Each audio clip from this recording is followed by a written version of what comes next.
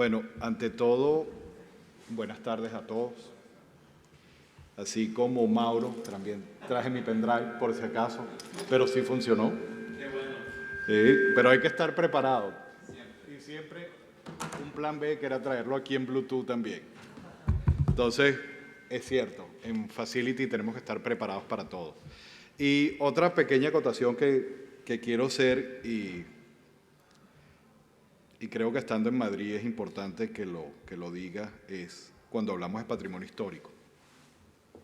Para nosotros en Venezuela, patrimonio histórico no puede ser comparado con el que tiene Madrid, con el que tiene México, con el que tiene Lima, e inclusive Colombia, en donde hubieron, en España hay miles de años, nosotros apenas tenemos 500, en Perú y en México estuvieron los imperios incas y aztecas, y adicionalmente fueron virreinatos. Nosotros realmente fuimos una capitanía general y los edificios eran pequeños y eran pobres. Y adicionalmente nos embarcamos en la independencia de 5 naciones y diezmamos la mitad de la población.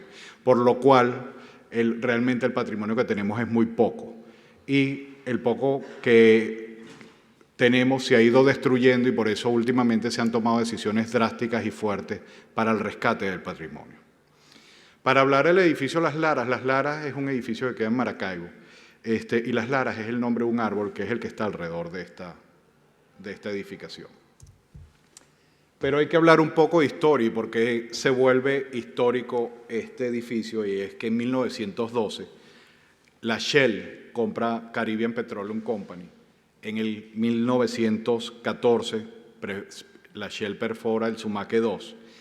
Y justo en ese momento es el primer pozo comercial de Venezuela. O sea que el 31 de julio se va a coincidir los 100 años del descubrimiento de petróleo, del potencial comercial de petróleo en Venezuela. Y a partir de ese momento llegan las transnacionales, pero hay que hacer desarrollos. Y los desarrollos que se realizan son en hospitales. Ese es el centro occidental, todos fueron hechos por la Shell y por eso se los estoy colocando ahí. Viviendas, es una vivienda que tiene prácticamente 100 años y es vivienda tipo Caribe, clubes sociales, colegios e inclusive cementerios. Cabe acotar que es motivo de orgullo para nosotros que todavía seguimos manteniendo el cementerio de los expatriados de Shell que murieron en Venezuela durante las perforaciones cuando se mantenía la explotación petrolera de parte de la compañía. 135 personas, principalmente hijos, están enterrados allí. Y también oficinas. Esta es una foto del edificio Las Laras en 1928, en donde... Y hay otra serie de acontecimientos importantes que debemos nombrar, y tomar en cuenta para esta presentación, porque van a afectar algunos de los inputs o algunos de los accesos que nosotros vamos a tener que utilizar para tomar en cuenta qué es lo que debemos hacer en el momento de hacer una serie de análisis análisis que hicimos a futuro. En 1974 se dio la nacionalización petrolera, con lo cual el Estado venezolano comenzó a manejar todo el petróleo directamente a través de compañías nacionales y todas las petroleras internacionales salieron del país. En 1991, este edificio en particular, Las Laras, fue declarado patrimonio histórico, dejando de ser comercial el edificio.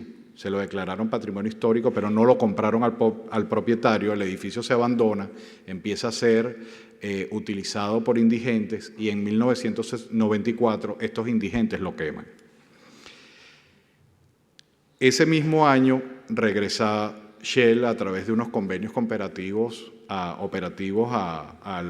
occidente del país, pero ubicamos otra ubicación dentro de Maracaibo. No era Las Laras. Empezamos a crecer, empiezan a ir las cosas bastante bien con el crecimiento, las relaciones con nuestro socio PDVSA eran excelentes y fructíferas, empezamos a tener un buen desempeño y decidimos en el año 2003 que necesitamos mudarnos. Pero en el año 2002 había ocurrido un paro nacional que incluía un paro petrolero que tuvo unas repercusiones bastante importantes y que habían generado una serie de distorsiones dentro del mercado, principalmente mercado de oficinas y mercado de personas, porque salieron a la calle cerca de 18.000 personas, de la empresa PDVSA nada más. Por lo cual, cualquier movimiento que hiciéramos como transnacional teníamos que hacerlo con mucho cuidado.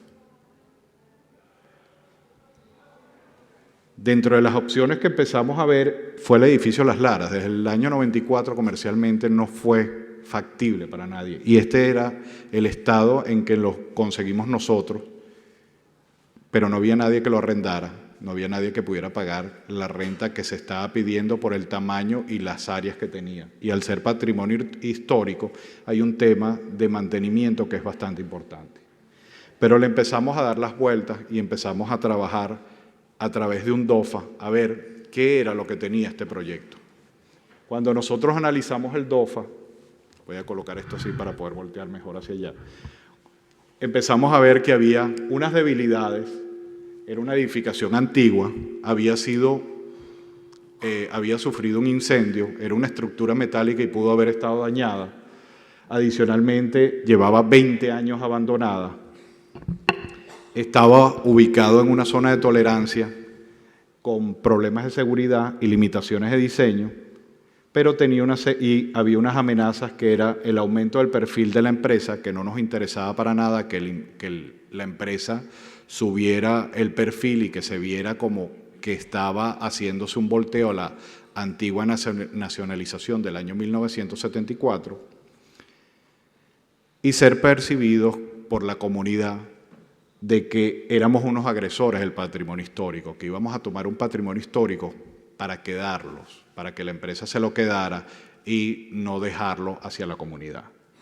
Los costos de mantenimiento eran una amenaza que teníamos que controlar y una situación con nuestro socio comercial, que es PDVSA, que necesitábamos explicarles a ellos, oye, cuáles eran nuestras reales intenciones. Pero tenía muchas oportunidades. Una, contribuir al rescate de un patrimonio, ayudar, es propiedad de una persona, porque la estrategia nuestra es arrendar y no comprar en países, salvo donde tenemos la casa matrices. La edificación podíamos tener una edificación en la cual estuviéramos nosotros solos. En la antigua edificación compartíamos al edificio. Y bueno, los sindicatos en Venezuela no son fáciles. Bueno, realmente, como pueden ver las noticias, los venezolanos no somos fáciles. O sea, nos quejamos mucho, somos guerreros. Somos personas que nos gusta reclamar, y bueno, y sabemos de todo. Eso es lo otro que también tenemos los venezolanos. No sé si será verdad que sepamos de todo, pero creo que tenemos que ser un poco más modestos en oportunidades. Pero bueno, las fortalezas que tenía era que se adaptaba a nuestras necesidades. Había un terreno contiguo muy grande para estacionamiento de vehículos, que era una necesidad que nosotros teníamos, que era del mismo propietario. Y el propietario estaba dispuesto para trabajar en un build to suit a nuestras necesidades. Eso era importantísimo para nosotros. Y empezamos a trabajar en el manejo de las debilidades y dimos, bueno, perfecto, eres una edificación antigua, ¿qué vamos a hacer? Una revisión estructural profunda, revisando inclusive qué había sido afectado por el tema del incendio, qué zonas podíamos cambiar. Estaba abandonada casi 20 años, bueno, no hay problema, colocamos todas las instalaciones nuevas y se colocaron todas las instalaciones completamente nuevas. Estaba ubicado en una zona de tolerancia con un problema de seguridad. Y bueno, empezamos a trabajar con la alcaldía y la gobernación para mejorar el entorno, principalmente un tema que había de prostitución nocturna que era nefasto para la ciudad. Si alguien conoce Maracaibo y escucha hablar de Las Laras, tiene una connotación secundaria, sobre todo si te ven de noche ahí, porque era mucho transformista, ¿no? Y las limitaciones de diseño. Y bueno, y lo que hicimos fue involucramos en todas las decisiones que nosotros hicimos al Instituto de Patrimonio Histórico, tanto el de Maracaibo como el nacional. Tanto así, esta experiencia fue tan fructífera y fue tan buena nuestra relación con el arquitecto Pedro Romero, que era el presidente del Patrimonio Histórico, que para el año centenario de Shell, que fue en el 2012 en Venezuela, él creó un libro para nosotros que fue un libro sobre la edificación petrolera en Venezuela, que tuvo un éxito, es un libro corporativo, pero tuvo un éxito inmediato en todas las personas en donde mostraba este tipo de edificaciones que habían construido las petroleras. Porque era un país que estaba todo por hacer. Venezuela de los 40 y de los 50 es el Dubái del 2000, en donde se hacían las grandes carreteras, en donde había todo por hacer. Y bueno, espero que no le pase a Dubái lo mismo. Amenaza. Aumento del perfil. Cuando nosotros aumentamos el perfil de la empresa, los vecinos empiezan a saber dónde estamos, si quieren hacer algún tipo de manifestación enfrente nuestra. Realmente no tenemos mayores problemas con Greenpeace en Venezuela, pero sí lo hemos tenido en algunos otros países. Es bueno tener un bajo perfil. No por evitar, porque realmente creo que todas las compañías petroleras en este momento están enfocados al tema de la sustentabilidad y al tema medioambiental de una forma importante, porque es un negocio sumamente riesgoso que debe ser controlado al máximo en la operación. Otra amenaza percibida era ser visto en la comunidad como unos agresores. Y bueno, lo que trabajamos fue en campañas institucionales. ¿Y cómo hicimos esas campañas institucionales? Principalmente utilizamos nuestro recurso más valioso. Y nuestro recurso más valioso eran nuestras personas. Y nuestro recurso más valioso para nosotros en Venezuela eran nuestros jubilados. Y utilizamos a nuestros jubilados como punta de ancla para rememorar aquellas épocas de oro en donde nosotros producíamos 1 millón de barriles en Venezuela, la empresa Shell, traerlo al presente y decir que se estaba rescatando este patrimonio. Pero no se estaba rescatando un patrimonio para una empresa en particular, se estaba rescatando para una ciudad, se estaba rescatando para un pueblo completo. Y esto fue lo que obtuvimos nosotros de las cenizas que estaban antiguas.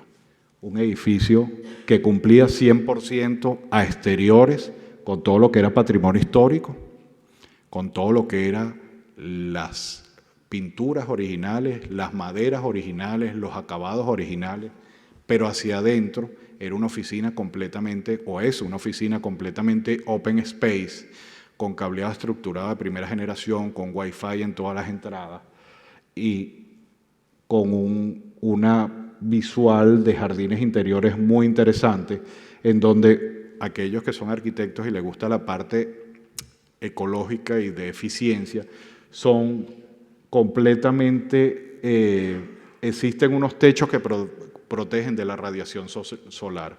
Maracaibo, que es donde está este edificio, se llama la Tierra del Sol Amada, y señores, es porque el sol la ama de verdad. O sea, ahí hay sol, los de 365 días al año, hay 300. Y hay un lago cercano, que es el lago de Maracaibo, y la humedad ronda entre el 60 y el 80% la mayor parte del año. O sea, una parte caliente. Fue uno de los primeros edificios que tuvo en el pasado cuando se construyó aire acondicionado en la ciudad de Maracaibo.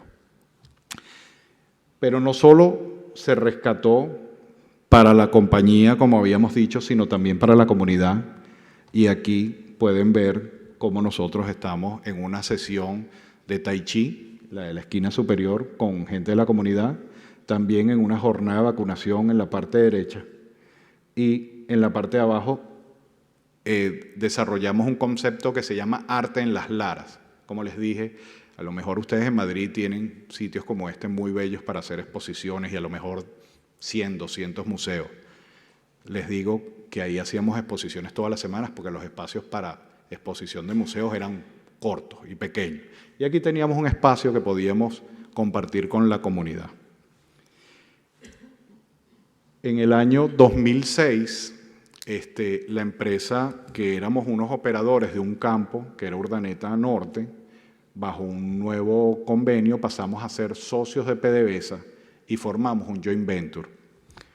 Y se siguió manteniendo todo bajo la figura de Petroregional. En una de las oportunidades nos vino a visitar PDVSA y vio la potencialidad que tenía esta edificación. Y hoy en día esta edificación es lo que se conoce como la estancia Maracaibo o la estancia Las Laras. Fue tomada por Petróleos de Venezuela y la utiliza para seguir manteniendo el espíritu original que nosotros hicimos, que es entregarlo a la comunidad, en donde, como pueden ver, hay mucho arte folclórico nacional, principalmente las fotos. Bueno, nosotros somos muy bailarines, pues. Bueno, el venezolano en general, yo como soy de padres gallegos, tengo 2 pies izquierdos, ¿no? Pero la música me gusta. Entonces, bueno, la idea es transferido y, bueno, y mantener esto para generaciones futuras. Muchas gracias.